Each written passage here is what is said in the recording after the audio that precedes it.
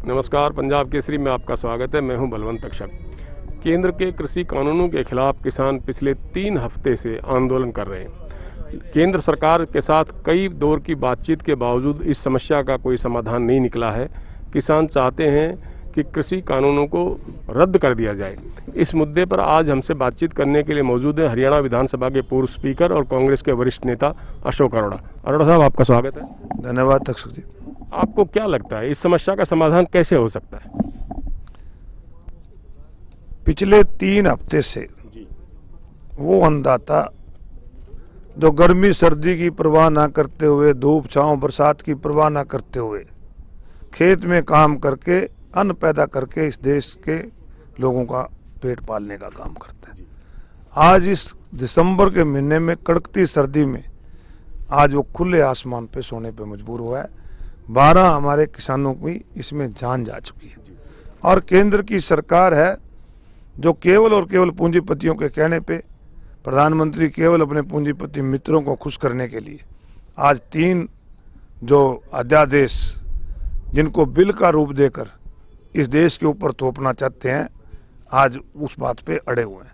मुझे तक्षक जी हैरानी इस बात की होती है कि जब जून के महीने में पूरा देश कोरोना महामारी से लड़ रहा था, पूरे देश में लॉकडाउन था, अध्यादेश लाते हम स्वागत करते उनका, अगर लाते कि कोरोना के खिलाफ जो लड़ाई लड़ रहे हैं हमारे स्वास्थ्य कर्मचारी हैं, हमारे डॉक्टर हैं, हमारे पुलिस कर्मचारी हैं, सफाई कर्मचारी हैं, उनके लिए उनकी किस प्रकार से सहायता ज्यादा से ज्यादा की जाए, उसका अध्यादेश लाते। अध्यादेश लाते और सब बात सुन, देखो ये तो बिल पारित हो चुके हैं, कानून बन चुका है। मैं ये कह रहा हूँ कि केंद्र सरकार ने एक अध्यादेश लाते उस मजदूर के लिए जो बेरोजगार हो गया, उस दुकानदार के लिए जिसकी दुकान बंद हो गई, परंतु उनको छोड़ के जिन लोगों की वजह से देश की अर्थव्यवस्था मजबूत हुई, बाकी सारे सेक्टरों की अर्थव्यवस्था खत्म हो गई थी, केवल खेती ऐसी थी, किसान ऐसा था जिन्होंने अन्न पैदा करके देश की अर्थव्यवस्था को मजबूत करे,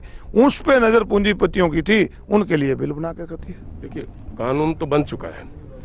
केंद्र सरकार ने ये कहा है कि अगर कानून में कुछ खामियां होंगी तो हम उस पर विचार कर सकते हैं। किसानों से 4 दौर की बातचीत हुई है।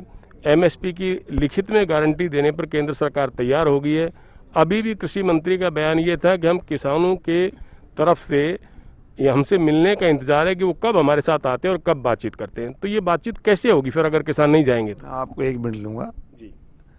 ये जो कह रहे हैं कि हम अमेंडमेंट करने को तैयार हैं, प्रजातंत्र के अंदर सरकार लोग बनाते हैं, लोगों के लिए हित के कानून बनते हैं, और लोगों के हित के खिलाफ जब कानून बने तो उसको निरस्त करने में कोई शान घटती नहीं है।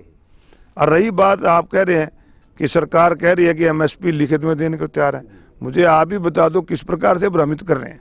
जब एमएसपी तय करी जाती है तो एमएसपी तय करते हो यही तो कहा जाता है कि इससे नीचे होगी तो सरकार खरीदेगी, तो लिखित में तो होगा सरकार का एमएसपी आती है तो लिखित में आती है, पर खरीदते क्यों नहीं? केवल 6% अनाज जो है एमएसपी पे खरीदा जाता है। हम चाहते हैं, किसान जो लोग चाहते हैं, वो चाहते हैं एमएसपी की गारंटी दे दो ना तुम, कि हमें पे एमएसपी गारंटी देते हैं कि इससे नीचे जो भी अनाज होगा चाहे कितना ही हो वो सरकार खरीदेगी। उस चीज की गारंटी लेते नहीं, लिख के देने को तैयार होते हैं। अरोड़ा साहब, पिछले 70 साल से जो व्यवस्था चल रही है ना, उसमें किसान का किसी भी सरकार ने भला नहीं किया है। सरकारें जब चुनाव आता है तब कहती हैं हम किसान की आय दुगनी करेंगे, कांग्रेस भी कहती रही है, बीजेपी भी कह रही है। हरियाणा के कृषि मंत्री जयप्रकाश दलाल का ये कहना है कि हम जो कानून लेके आ रहे हैं 2-4 साल उनको देखो, अगर उनमें कुछ खामियां होंगी तो बदलाव कर देंगे। एक बार जो हम किसान की आय दुगनी करने के लिए जो व्यवस्था करने जा रहे हैं उसको देख तो ले एक बार किसान। जिस कृषि मंत्री की आप बात कर रहे हो तो कहते हैं ये किसान है ही नहीं, है तो आतंकवादी हैं, नक्सलवादी हैं, इनको विदेशी फंडिंग दी जाती है। कानून जो 2-4 साल में किसान पे खेत ही नहीं रहने का, तो फिर ये क्या देख लेंगे, इसमें क्या देखने का काम करेंगे? मैं ये कहता हूं कि जो आपने बात कही कि कोई भी सरकार रही, हरियाणा और पंजाब आपके सामने उदाहरण है कि हरियाणा और पंजाब के अंदर जो किसान समर्थक नेताओं थे उनकी सरकारें रही, जिसकी वजह से मंडी सिस्टम मजबूत हुआ। मंडी सिस्टम मजबूत होने की वजह से किसान को एमएसपी मिली है। आज ये मंडी सिस्टम जहां मजबूत है उसको भी खत्म कर देंगे। जिनको मिल रहा है उनको मिलेगा नहीं, जिनको पहले मिलता ही नहीं। उसका उदाहरण है कि 800 रुपये क्विंटल आज मंडी नहीं है, 800 रुपये क्विंटल धान बिक रहा है आज बिहार के अंदर, 1500 रुपये चावल यहाँ पे आके बिक रहा है। यहाँ पर मंडी सिस्टम मजबूत है, किसान इसलिए यहाँ पर है, इन लोगों को मिलाता है।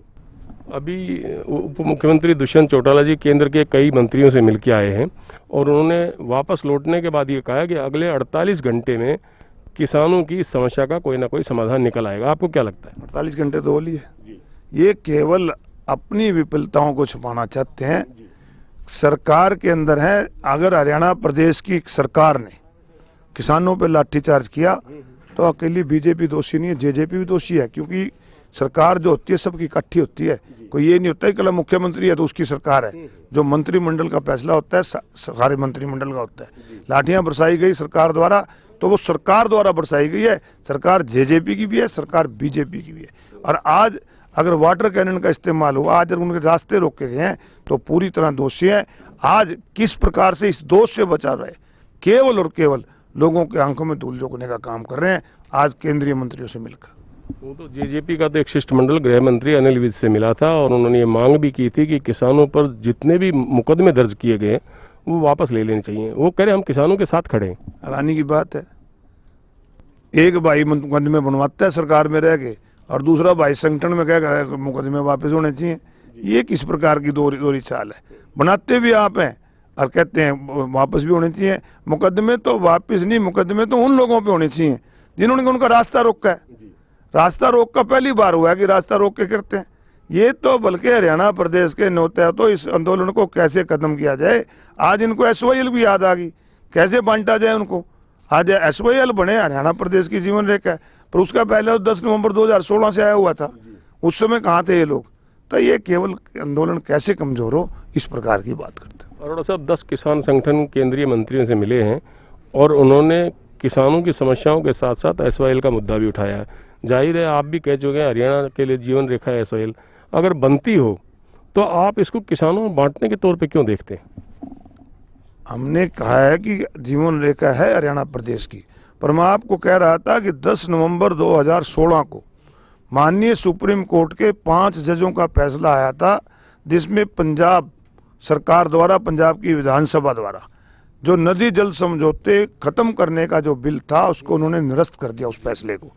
और तब मुख्यमंत्री मनोहर लाल खट्टर जी थे, इन्होंने ऑल पार्टी मीटिंग बुला के फैसला लिया था हम प्रधानमंत्री से मिलेंगे, हम राष्ट्रपति मिलेंगे। हम लोग भी गए थे, राष्ट्रपति जी से मिले। आज तक 4 साल तक प्रधानमंत्री से मिलने का टाइम नहीं लिया। आज क्योंकि हरियाणा और पंजाब के किसान, इस देश के किसान इकट्ठे होकर जब लड़ना शुरू किया, पहले तो उन्हें नक्सलवादी बताया, फिर आतंकवादी बताया, फिर विदेशी फंडिंग, जब फिर भी वो संगठित होकर लड़े तो हरियाणा और पंजाब को कैसे बांटा जाए इस प्रकार का आंदोलन खड़ा करते हैं। हरियाणा प्रदेश में एसवाईएल आए, परंतु पहले ये 3 बिल रद्द करवाओ और फिर एसवाईएल के लिए लड़ाई लड़ो, हम इनके साथ हैं। अरोड़ा साहब केंद्रीय कृषि राज्य मंत्री कैलाश चौधरी ने साफ कहा है कि कानून तो वापस नहीं होंगे, इनमें संशोधन हो सकता है और किसान कह रहे हैं जब तक कानून वापस नहीं होंगे हम पीछे नहीं हटेंगे। तो इसका समाधान कैसे देखते हैं आप कांग्रेस के वरिष्ठ नेता के तौर पे? ये घमंड से भरे लोग हैं। सरकार को मैंने पहले कहा है कि पहले होता था राजा माँ के पेट से पैदा होता था, राजा जो निर्णय ले लेता था वो अंतिम निर्णय हुआ करता था। परंतु आज जो राजा है वो लोग बनाते हैं, लोगों द्वारा जो राजा चुना होता है लोगों के प्रति जवाबदेही होता है।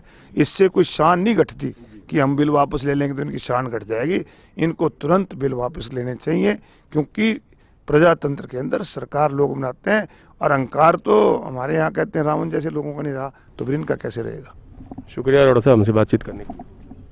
धन्यवाद जी आपका। तो ये थे कांग्रेस के वरिष्ठ नेता अशोक अरोड़ा, जिनका मानना है कि जब तक केंद्र सरकार अपने कृषि कानूनों को वापस नहीं लेती किसान पीछे हटने वाले नहीं हैं। पंजाब केसरी के लिए कैमरामैन अमनदीप सिंह के साथ बलवंत अक्षक, चंडीगढ़।